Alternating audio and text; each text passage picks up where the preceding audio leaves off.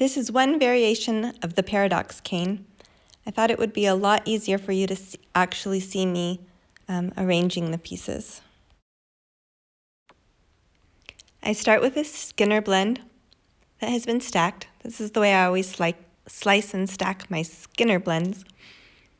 There's two ways you could squish it and flatten it until you can roll the entire thing through the pasta machine, or you can cut 5 strips.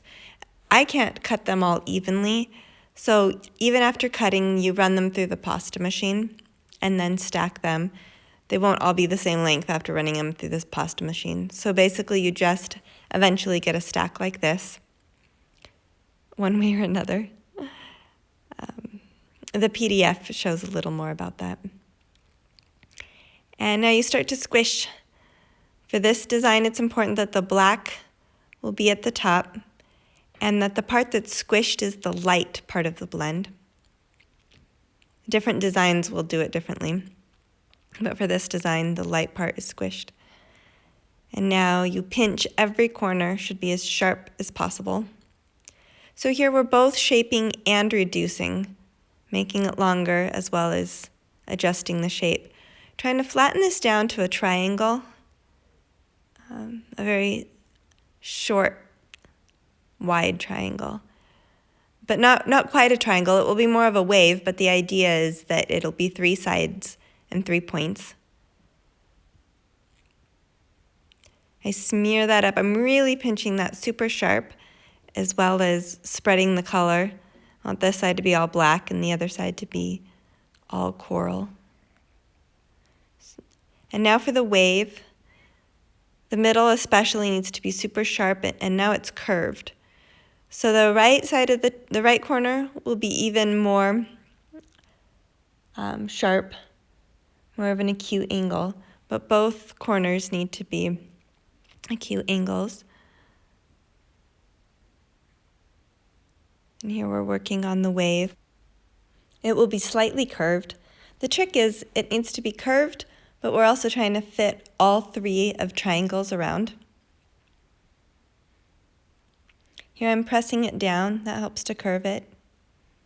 Now you see how that left side is a bit of an arc. Pressing it down all the length of the cane. Pressing it around my fingers in a curve. I've cut it into 3 equal sections. This is the tricky part. We're trying to make a triangle out of all 3 of them. So I have to readjust. Even at this stage, there's a lot of readjusting. Each curve should be able to tuck into the other curve. At this point, I'm making sure that the centers match perfectly, but also the other side to make a corner of a triangle. So if those aren't the same length, you just kind of squish them and push them until they all match together. It's the third section that's the trickiest part. So I've moved that other side up out of the way, and then I can move it back down. I'm pinching those 2 together, so we've got those 2. So make sure those are pinched together well and still make a bit of a curve. This one I need to set so that it fits, and then you can pull the 2 together. Really tuck that in. Watch out for air bubbles. I'm tucking that little wave in, so we've got 3 little curls together. Pulling, pinching, stretching until you force that into a triangle.